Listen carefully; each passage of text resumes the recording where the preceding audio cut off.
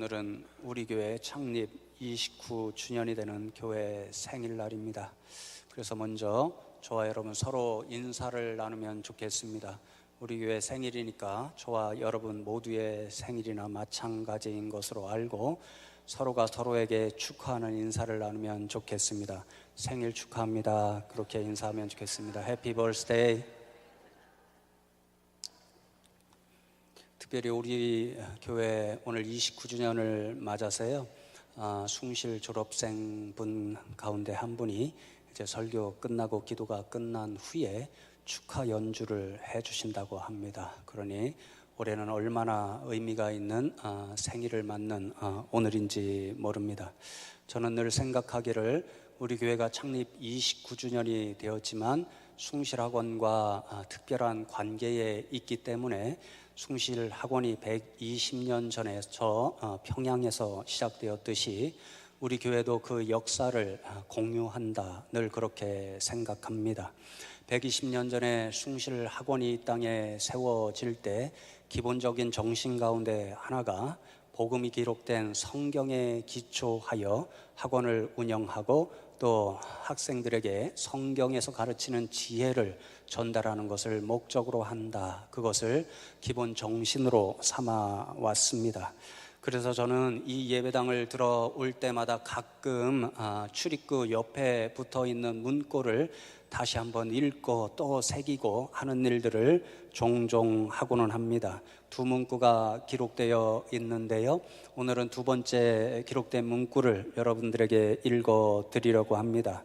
숭실학원의 3대 교장이었던 마포 삼열 박사께서 일제시대에 성경을 가르치지 못하도록 하는 일제 식민정부에 대하여 선포한 신앙 고백의 말씀입니다. 이렇게 기록되어 있습니다. 우리는 성경을 가르치지 않는 학교를 운영할 의도가 없다는 것을 식민정부에 보고해야 합니다. 이렇게 선언하셨습니다. 숭실학원은 성경의 정신을 가르치기 위해 이 땅에 세워졌으므로 성경을 가르치지 않는다라고 한다면 숭실학원은 더 이상 이곳에 존재할 이유가 없다라는 사실을 선포한 거지요.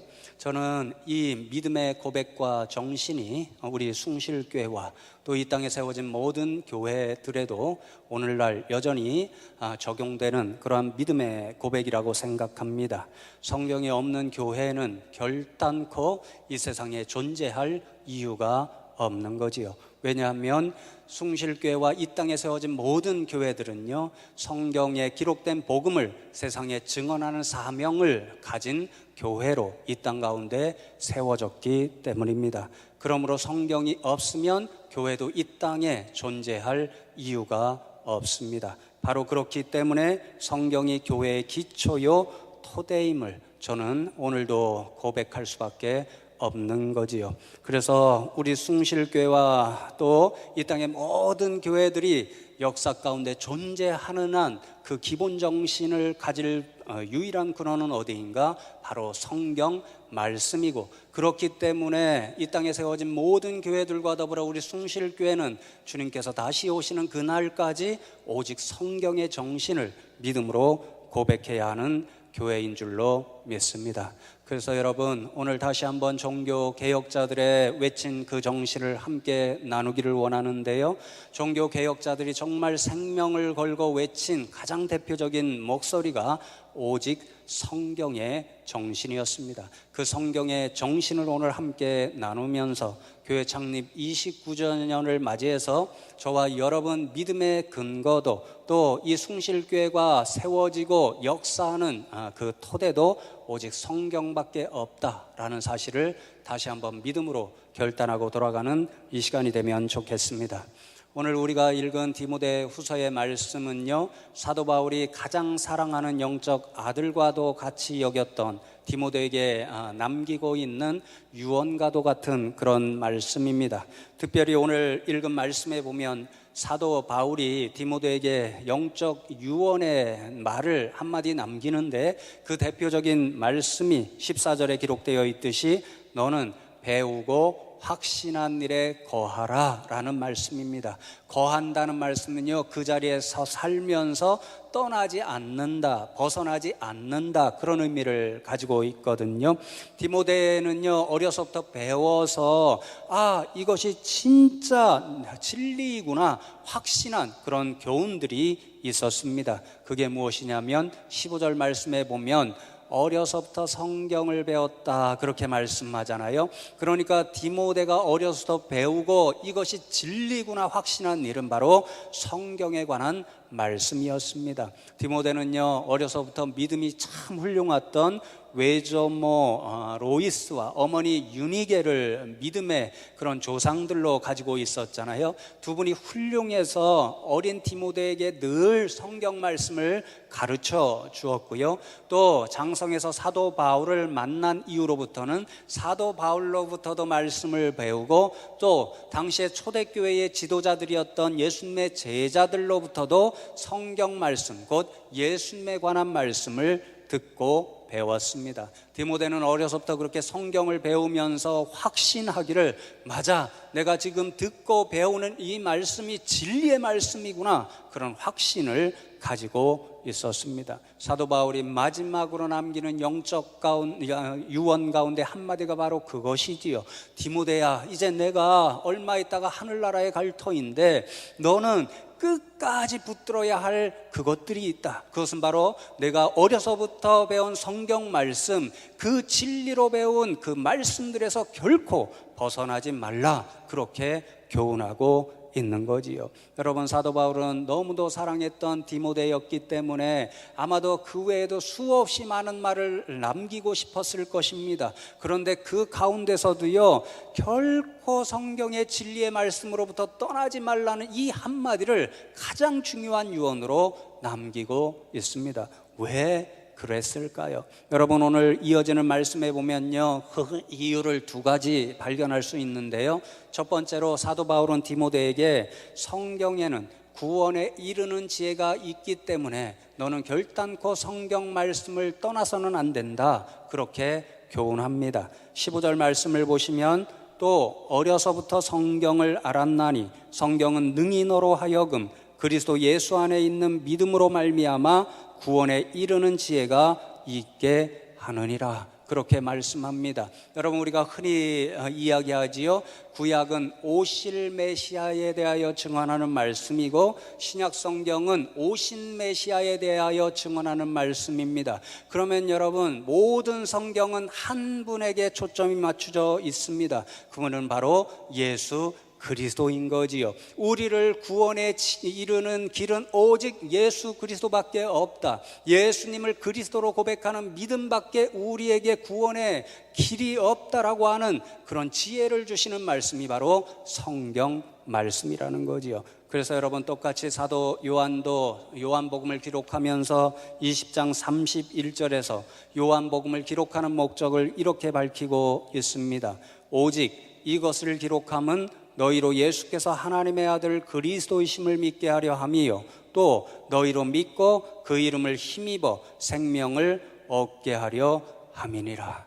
여러분, 그렇습니다. 우리가 왜 성경을 배워야 하는 것입니까? 왜 우리가 날마다 성경을 읽고 묵상해야 하는 것입니까? 거기에 바로 하나님께서 베풀어 주시는 구원을 얻고 하나님께서 주시는 영생을 얻는 구원의 지혜가 담겨져 있기 때문입니다. 그 길은 오직 예수 그리스도밖에 없습니다. 예수님을 믿는 믿음밖에 없습니다. 그렇기 때문에 성경은 우리에게 구원의 지혜를 주시는 생명의 책인 줄로 믿습니다. 그래서 사도 바울은 디모데에게요, 이 세상 아무리 값진 것이 있을지라고도 그것에 매여 살지 말고 오직 내가 어려서부터 배운 성경 말씀, 구원에 이르는 그 지혜로부터 떠나지 말라, 그렇게 교훈하고 있는 거지요. 여러분, 두 번째로 사도 바울은요, 디모데에게 성경은 우리로 하여금 하나님의 온전한 사람이 되게 하고 하나님이 기뻐하시는 선한 삶을 살 수 있도록 하는 그런 능력을 주기 때문에 성경을 떠나서는 안 된다, 그렇게 말씀합니다. 먼저 17절 말씀을 보시면, 이는 하나님의 사람으로 온전하게 하며 모든 선한 일을 행할 능력을 갖추게 하려 함이라 그렇게 교훈합니다. 여러분, 하나님의 사람은요 세상 사람과 구별되는 거지요. 하나님께 속한 사람이라는 말씀이죠. 왜 우리가 성경을 읽어야 하는가? 성경은 하나님의 말씀이기 때문에 하나님의 말씀을 읽으면 읽을수록 우리가 어떻게 살면 하나님의 사람이 될 수 있는가, 그것을 알려주는 말씀이라는 거지요. 더욱이 우리가 하나님의 사람들로 살아갈 때에 하나님께서 기뻐하시는 선한 일들이 무엇인가를 성경을 통해서 알고, 그리함을 통해서 우리는 하나님이 기뻐하시는 삶의 교훈들, 진리의 교훈들을 얻을 수 있기 때문에 성경을 떠나지 말라 그렇게 말씀합니다. 여러분, 이제 16절 말씀을 보시면 사도 바울이 이렇게 성경의 기능을 이야기하고, 바로 이러한 일 때문에 우리는 성경을 가까이 하면 할수록 하나님의 사람이 될 수 있다 그렇게 교훈합니다. 모든 성경은 하나님의 감동으로 된 것으로 교훈과 책망과 바르게 함과 의로 교육하기에 유익하다 그렇게 말씀합니다. 성경을 읽고 배우면 배울수록 우리는 성경이 가르치는 교훈, 책망, 바르게 함, 의로 교육받음으로써 하나님의 사람이 점점 되고 하나님께서 원하시는 기쁜 삶, 선한 삶을 살아갈 수 있다라는 거지요. 여러분, 제가 말씀을 준비하면서 교훈, 책망, 바르게 함, 의의 의미를 좀 찾아봤더니요, 의미는 조금씩 다른데 구별하기가 매우 어렵습니다. 그래서 제가 묵상하면서 이 네 가지가 좀 복잡하지만 두 가지 성경의 기능이 분명히 드러나고 있다, 그런 생각을 하게 되었습니다. 하나는요, 성경의 긍정적인 기능입니다. 무엇을 해야 하는지 우리에게 분명히 교훈해 주는 거죠. 예를 들어 바른 길을 걸어가라 하는 이 교훈이 그런 것입니다. 우리가 이웃과 이렇게 살아가고 있다고 생각해 보십시오. 그런데 이웃이 너무너무 미운 짓을 우리에게 하는 거예요. 그러니까 볼 때마다 싫습니다. 미워하고 싶은 마음이 마음으로부터 막 생깁니다. 그래서 가까이 하고 싶지도 않고요, 보면 꼴보기 싫은 마음이 자꾸만 생겨나요. 그런데 어느 날 성경을 읽다 보니까요, 그 말씀 가운데 원수라도 사랑해야 된다, 원수라도 위해서 기도해야 된다, 이런 바른 교훈이 있는 것입니다. 그러면 그 말씀을 읽은 저와 여러분이 그래, 힘들더라도 저 밉상짓을 하는 이웃을 위해서 기도해야지, 사랑하려고 노력해야지, 이런 깨달음을 얻고 결단하게 되잖아요. 성경은 바로 그런 기능을 가지고 있다라는 거죠. 두 번째는요, 성경은 부정적인 기능을 가지고 있습니다. 이렇게 해서는 안 된다, 하지 마라, 이런 말씀을 기록하고 있잖아요. 책망이 그런 기능인데요, 책망의 기본적인 의미는요, 야단치는 겁니다.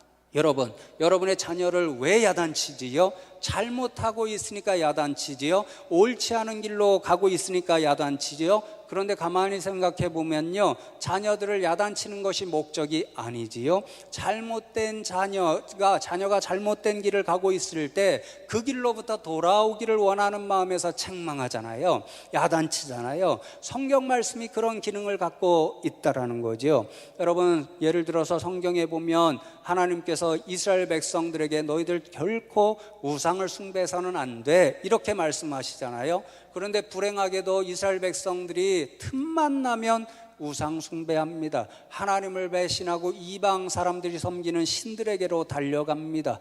그러면 하나님께서 때때로 예언자를 보내시기도 하고요, 또 이방인의 손에 넘겨져서 고통을 받게 하기도 하시고요. 그러면서 목적하는 바가 뭐죠?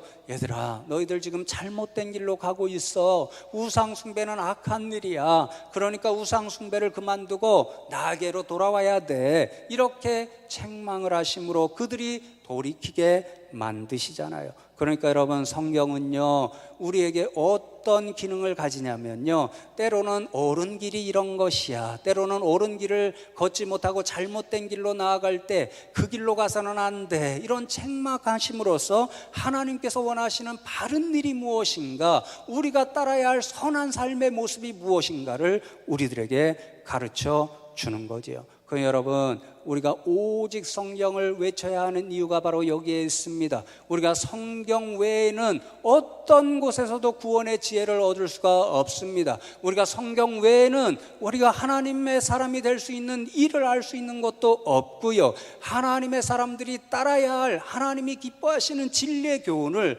얻을 수 있는 다른 것이 없습니다. 그러니 여러분, 오늘 이 아침에 다시 한번 저와 여러분이 오직 성경의 이 정신을 공유하는 저와 여러분 되면 좋겠습니다. 그래서 여러분, 오늘도 말씀을 나누면서 종교개혁자들이 외친 그 신앙의 정신, 오직 성경의 정신이 무엇을 의미하는지를 다시 한번 나누기를 원합니다.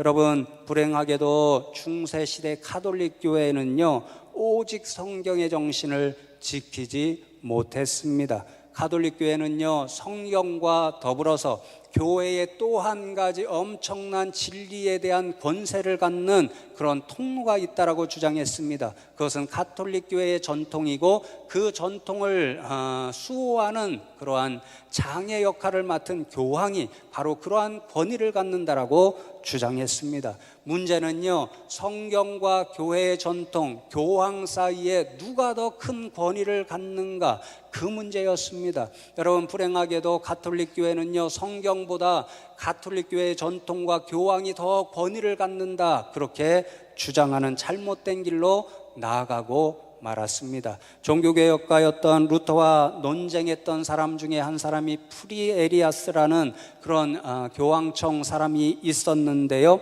이 사람이 루터에 대하여 반박하면서 이렇게 주장한 글귀가 있습니다. 로마 교회와 교황의 가르침을 오류가 없는 신앙의 규범으로 여기지 않는 사람은 이단이다. 또한 신앙의 규범, 곧 교회와 교황의 가르침으로부터 성서는 힘과 권위를 갖는다. 무슨 말씀이냐면요, 한마디로 루터가 교황과 또 교회의 전통을 반박하니까 루터를 향하여 이단이라고 하는 거죠. 그 밑에 있는 기본적인 의미는요, 바로 교황과 가톨릭 교회의 전통이 성경보다 더 큰 권위를 갖는다, 이런 주장입니다. 왜냐하면요, 성경의 권위조차도 가톨릭 교회의 전통과 그리고 교황이 이 성경은 의미가 있어, 이 성경은 진리야, 그렇게 인정해 줄 때에만 진리로서의 힘과 근원을 갖기 때문이라는 거지요. 그러니 여러분, 불행하게도 중세교회는 성경이 아니라 교황의 권위를 더 큰 것으로 여겼던 것을 우리는 알 수 있는 거지요. 그러나 종교개혁의 기치를 든 루터와 칼빈 등은요, 이런 가톨릭 교회의 주장에 절대 동의할 수가 없었습니다. 왜냐하면요, 그들은 성경을 읽고 깨달으면 깨달을수록 모든 신앙의 규범과 교회를 위한 진리의 토대와 구원의 메시지는 교황이라고는 인간으로부터 나오는 것도 아니고, 인간이 만들어가는 교회 전통으로부터 나오는 것도 아니고, 오직 하나님의 감동으로 된 하나님의 말씀 성경으로부터만 나온다라고 확신했기 때문입니다. 여러분, 그래서 루터는 예를 들어 이렇게 자신의 신앙 고백을 선언했습니다. 교회도 교황도 신앙의 규범들을 세울 수 없다. 그것들은 반드시 성경에서 나와야 한다. 성경을 위해 우리는 교황과 가톨릭 교회의 공회의를 반대해야 한다. 여러분, 루터가 그토록 생명을 걸고 종교개혁을 부르짖고 오직 성경을 부르짖은 이유가 이 한마디에 나타나지요. 모든 구원의 지혜와 진리의 교훈은 어디로부터 나오는가? 교황도 아니고 가톨릭 교회의 전통도 아니고 오직 하나님의 말씀인 성경으로부터만 나오기 때문에 나는 오직 성경의 정신에 기초한 교회를 세우고 신앙인들을 교육해야 된다라고 하는 그 믿음의 정신 때문에 그는 생명을 걸고 종교개혁의 깃발을 들 수 있었습니다. 여러분, 이러한 루터의 믿음이 가장 잘 드러난 논쟁의 역사 가운데 하나가 라이프치 논쟁이라는 것입니다. 여러분, 루터는요, 교황에 대해서도 반대하고 면죄부를 판매하는 것도 옳지 않다 이러니까요, 교황청 사람들과 늘 논쟁을 해야 했습니다. 무엇이 진짜 진리인가, 무엇이 진짜 하나님이 원하시는 길인가 늘 논쟁을 했는데요, 그 가운데 하나가 라이프치 도시라고 하는 데서 논쟁을 했는데, 그때 교황청의 아주 대표적인 신학자가 에크라는 사람이었습니다. 이 사람과 더불어 약 일주일 이상의 논쟁을 하는데요, 그 논쟁의 내용을 여러분들에게 이야기하려고 하는 것은 아니고요. 그 논쟁의 이 글귀들을 또 말들을 살펴보면요, 루터와 에크 사이에 아주 결정적인 차이가 하나 드러나고 있습니다. 에크라고 하는 교황청 신학자는요, 말할 때마다 루터의 주장을 반박할 때마다 뭐라고 이야기하냐면요, 가톨릭 교회의 전통에 따르면 혹은 교황의 가르침에 따르면 이렇게 이야기하면서 루터에게 대답을 합니다. 반면에 루터는요, 그런 비판을 들은 후에 대답할 때는 어떻게 이야기하냐면요, 성경에 따르면 하나님의 말씀에 이르기를, 이렇게 대답하는 것을 발견할 수 있습니다. 그러니까 여러분, 두 사람의 결정적인 차이가 드러나지요. 에크라고 하는 교황청은요, 권위가 어디에 있습니까? 교황의 가르침에 있고요, 교회의 전통에 있고요, 성경은 그 다음입니다. 그러나 루터와 같은 종교개혁자들의 모든 권위는 어디서 나옵니까? 하나님의 말씀인 성경 말씀으로부터 나오는 거지요. 그래서 루터와 모든 종교개혁자들은요, 교황도 아니고 교회 전통도 아니고 오직 성경 그 말씀으로부터만 모든 신앙의 규범이 나오고 구원의 지혜가 나오고 그리고 하나님의 교훈들이 나온다, 그렇게 외칠 수 있었던 거지요. 여러분, 오늘 이 시간 저와 여러분이 이 사실을 다시 한번 분명히 기억하고 이 믿음이 저와 여러분의 믿음의 교백이 되어야 할 줄로 믿습니다. 우리 교회가 29년이 되었습니다. 29년 동안 우리 교회가 이 땅에 존재할 수 있었던 이유는 바로 오직 성경, 하나님의 말씀이 있었기 때문이고, 또한 주님 오시는 그날까지 이 땅 가운데 우리 숭실교회가 존재할 이유와 목적도 오직 성경밖에 없는 줄로 믿습니다. 그런 믿음을 고백하며 돌아갈 수 있는 저와 여러분 되기를 원합니다. 여러분, 마지막으로 이제 한 가지 더 권면의 말씀을 드리면서 말씀을 맺으려고 하는데요, 사도 바울의 유언도 분명히 이야기하고 루터와 같은 종교 개혁자들도 분명히 외치고 있는 사실, 우리는 오직 성경에 기초해야 된다. 왜냐하면 성경으로부터 구원의 지혜를 얻을 수 있고 하나님의 살아있는 말씀, 진리의 교훈도 얻을 수 있기 때문이다, 그렇게 외치고 있잖아요. 그러니까 우리는 어떻게 해야 될까요? 이 성경을 가까이 할 수밖에 없습니다. 성경을 날마다 읽고 묵상해야 하고요, 성경 공부에 기회가 주어질 때마다 열심히 참석해서 진리의 말씀을 배워야 하고요, 말씀에 시간이 있을 때마다 말씀을 사모하면서 말씀을 들어야 하는 거죠.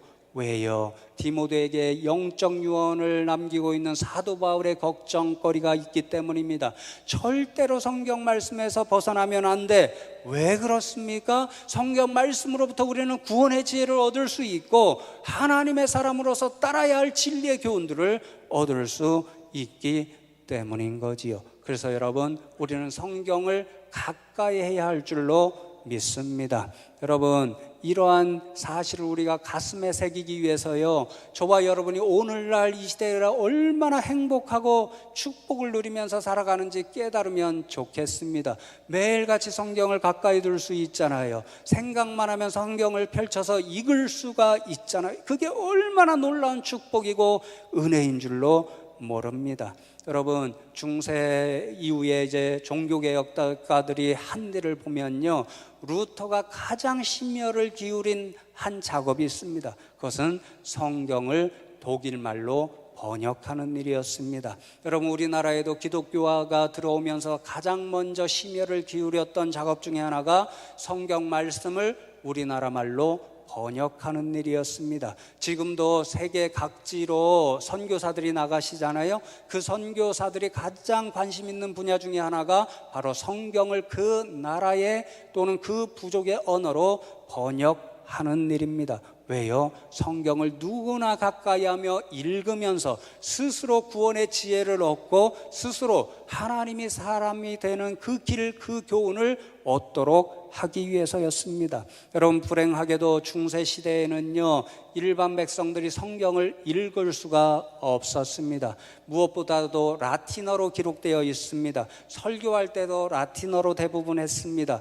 그러니까 일반 백성들은요, 라틴어 그 어려운 말을 배우지도 못했고, 그러니까 읽을 수도 없고 들어서 깨달을 수도 없으니까 성경을 도무지 읽고 싶어도 읽을 수가 없는 거지요. 그리고 가톨릭 교회에서요, 너희들은 성경을 읽으면 안 돼, 성경 읽는 것을 금지했습니다. 왜냐하면 성경을 읽고 성경에 대한 바른 해석을 내릴 수 있는 사람들은 교황과 사제들밖에 없다, 그렇게 생각했기 때문에, 죄송한 표현이지만 일반 백성들, 너희들은 라틴어도 알지 못하고 성경을 읽어도 그것을 바르게 이해하고 해석할 그러한 지혜가 없어, 그러니까 읽지 마, 이렇게 이야기했던 거지요. 또 가장 중요한 이유가 있었습니다. 성경 한 권 값이 너무 비쌌습니다. 왜냐하면요, 당시에 인쇄술이 발전하지 못했잖아요. 그러니까 성경을 만들려면요, 필사를 해야 했습니다. 우리 교인들도 필사하는 분들 여러분들 계시잖아요. 그게 1년에 끝나지 않습니다. 얼마나 힘든 일인지 모릅니다. 당시에 전문가들도요, 성경을 한 권 필사하는데 1년 이상의 시간이 걸렸다는 거죠. 그러니 희귀하지요. 도서관이나 수도원에 가서 한 권, 두 권 얻고 빌려서 읽을 수밖에 없는 상황이었다고 합니다. 그래서 성경 한 권 값이 루터 당시에 500불덴이었다고 합니다. 제가 찾아보니까 얼마인지 아십니까? 500만 원도 아니고 5천만 원도 아니고 약 5억 원이었다고 합니다. 한번 손들어 보십시오. 생명의 책이니까 5억 원을 내가 드리고라도 성경책을 사겠다, 자신 있게 할 수 있는 분 아무도 없죠. 그러니까 중세의 일반 백성들은요, 아무도 성경을 구입할 수도 없었고요, 성경책을 집에 두고 읽을 수도 없고요, 이해할 수도 없고요, 설교를 들어도 이게 제대로 된 말인지 알 수가 없는 거지요. 그러니 여러분, 교황이 면죄부를 사야 된다, 그래야 구원을 얻을 수 있다, 면죄부 함에 동전이 떨어지는 소리가 들림과 동시에 너의 영혼이 천국으로 옮겨질 것이다, 이런 어리석은 말을 가르치고 이야기할지라도 그것이 성경에서 나온 진짜 하나님의 말씀인지 아닌지를 구별할 수 없는 불쌍한 상황에 놓여 있을 수밖에 없던 거지요. 여러분, 그래서 종교개혁자였던 루터가 가장 애써서 한 일이 성경을 독일말로 번역하는 일이었고요, 마침내 완성했고 그 독일말로 번역된 성경을 가지고 일반 백성들도 성경을 구입해서 마음껏 읽을 수 있는 역사를 만들어 주었던 거지요. 그리고 그렇게 성경을 스스로 읽고 또 이해함으로써 스스로 구원의 지혜를 얻고 하나님께서 원하시는 바른 삶이 무엇인지를 깨달아서 하나님의 사람들로 살아갈 수가 있었던 거지요. 그러니 여러분 가까이에 성경이 있다는 게 얼마나 큰 축복이고 행복인지를 바르게 아시면 좋겠습니다. 여러분, 종교개혁자들이 외친 오직 성경이 가르치는 핵심적인 정신 가운데 하나가 바로 이것이었습니다. 중세시대에는 교황과 사제들만이 성경책을 읽을 수 있었습니다. 그들만이 설교를 할 수 있었고 그들만이 성경을 읽고 해석할 수 있었습니다. 그러나 종교개혁자들은요, 교황들의 손에만 놓여있던 성경을 번역해서 모든 성도들의 손에 들려주었습니다. 왜냐하면 그들도 스스로 성경을 읽고 하나님께서 주시는 생명의 지혜를 얻고 구원의 길을 얻고 또한 하나님께서 원하시는 바른 삶의 진리를 얻도록 하기 위함이었습니다. 여러분, 이 위대한 행복의 길에 저와 여러분도 동참할 수 있기를 원합니다. 가까이 있는 성경을 늘 더 가까이 할 수 있기를 원합니다. 성경책을 펼쳐서 하나님께서 주시는 지혜의 교훈들을 얻을 수 있는 저와 여러분 되기를 원합니다. 그리하여 저와 여러분 모든 신앙의 근본 토대가 오직 성경밖에 없다. 여기에 있는 어떤 인간의 권세 있는 말이 아니라 오직 하나님의 말씀, 성경 말씀밖에 없다. 그 믿음의 정신을 늘 고백하며 살아가는 저와 여러분 되기를 원하고, 오직 그 믿음의 정신만이 우리 교회의 토대가 된다는 사실을 깨닫고 오직 성경으로만 저와 여러분이 신앙생활하고 교화생활할 수 있는 믿음의 사람들 다 되기를 주님의 이름으로 축원합니다.